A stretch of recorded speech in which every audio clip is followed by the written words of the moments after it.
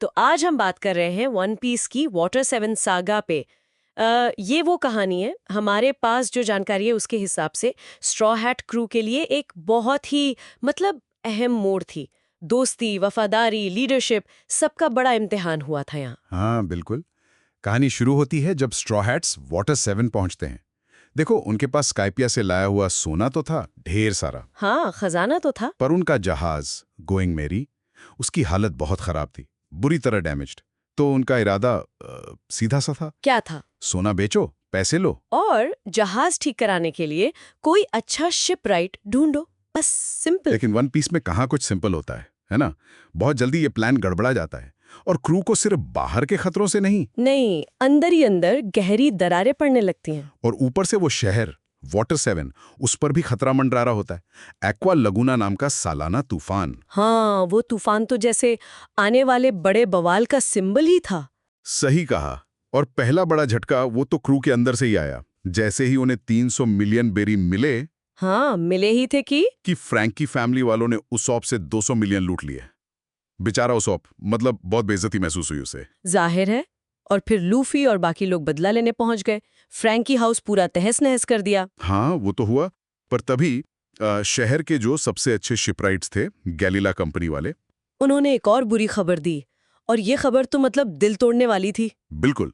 उन्होंने बताया कि गोइंग मेरी की कील, जो जहाज की रीढ़ होती है, वो टूट चुकी है और वो ठीक नहीं हो सकती। और मेरी उनके लिए सिर्फ लकड़ी का जहाज नहीं थी ना, वो तो उनकी नाकामा थी। साथ ही स्काइपिया में उसके आत्मा, वो क्लाउबॉटरमैन भी दिखा था। एग्जैक्टली।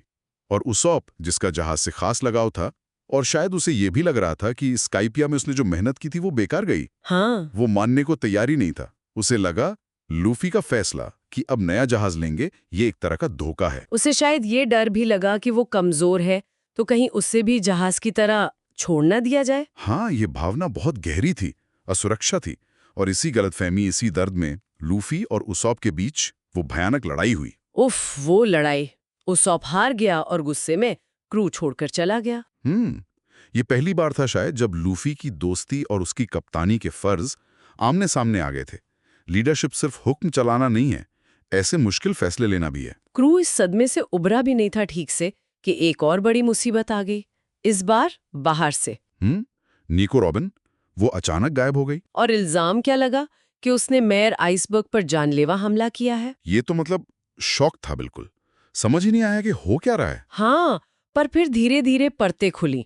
पता चला कि असली हमलावर तो वर्ल्ड गवर्नमेंट की खुफिया एजेंसी साइफर पोल नंबर 9 यानी CP9 के लोग थे। और कमाल की बात ये कि वो लोग लुची, काकू, कालीफा, ब्रूनो, वो सालों से वाटर 7 में भेस बदल कर रह रहे थे, जासूस बनकर। बिल्कुल, उनका असली मकसद था प्राचीन हथियार प्लूटोन के ब्लूप्रिंट्स हासिल करना। और वो ब्लूप्रिंट्स थे फ्रैंकी के पास। और रॉबिन ही अकेली है जो पॉनेग्लिफ पढ़ सकती है, मतलब उन हथियारों को एक्टिवेट कर सकती है। सही। तो CP9 ने रॉबिन को ब्लैकमेल किया, धमकी दी कि अगर वो खुद को उनके हवाले नहीं करती तो वो स्ट्रॉ हैट्स पर बस्टर कॉल लगा देंगे। बस्टर कॉल, वही जिसने उसके घर ओहारा को तबाह किया था। हाँ, तो रॉबिन का जो वो विश्वासघात लग रहा था, वो असल में अपने दोस्तों को बचाने के लिए एक कुर्बानी थी। वो खुद को सौंप रही थी। और जब स्ट्रॉ हैट्स को ये पता चला तो उन्होंने जो किया वो तो मतलब इतिहास बन गया। हाँ, उन्होंने ठान लिया कि रॉबिन को वापस लाना है। फ्रैंकी फैमिली और गैलीला शिपराइट्स के साथ मिलकर वो सीधे वर्ल्ड गवर्नमेंट के गढ़ एनिस लॉबी पर चढ़ाई कर देते हैं। एनिस लॉबी, वहां लूफी के कहने पर सोगे किंग, जो कि उसॉप ही था भेस बदल के, हाँ, सोगे किंग। उसने वर्ल्ड गवर्नमेंट का झंडा जला दिया। मतलब दुनिया की सबसे बड़ी ताकत को सीधी चुनौती, युद्ध का ऐलान। वो सीन तो आइकॉनिक है। और फिर लूफी की पुकार और रॉबिन का वो जवाब, रोते हुए चिल्लाना, मुझे जीना है, मुझे अपने साथ समंदर पर ले चलो। उफ, वो पल, सालों का दर्द, अकेलापन, सब जैसे धुल गया। उसने स्ट्रॉ हैट्स को अपना लिया पूरी तरह। बिल्कुल। और फिर शुरू हुई वो लड़ाइयाँ CP9 के खिलाफ। हर किसी ने अपनी लिमिट्स पुश की। लूफी का गियर सेकंड, गियर थर्ड, जोरो का वो असुर वाला रूप, सांजी की डियाबल जैम्बेस तकनीक, सबने अपनी जान लगा दी। ये सिर्फ फाइट्स नहीं थी, ये रॉबिन को बचाने का उनका पक्का इरादा था, उनका संकल्प था। और वो जीते भी, CP9 हारा। लेकिन फिर एक और बहुत इमोशनल मोमेंट आया। गोइंग मेरी, वो एक आखिरी बार किसी चमत्कार की तरह उन्हें बचाने आई हाँ, पर उसके बाद वो और नहीं चल सकी, टूट गई। और लूफी ने उसे समुद्र में अग्नि समाधि दी। सब रो रहे थे, अपने पहले घर को, अपने साथी को विदा कर रहे थे। जहाज की आत्मा ने भी उन्हें धन्यवाद कहा। वो बहुत भारी पल था। बहुत भारी। लेकिन जैसा होता है, हर अंत एक नई शुरुआत लाता है।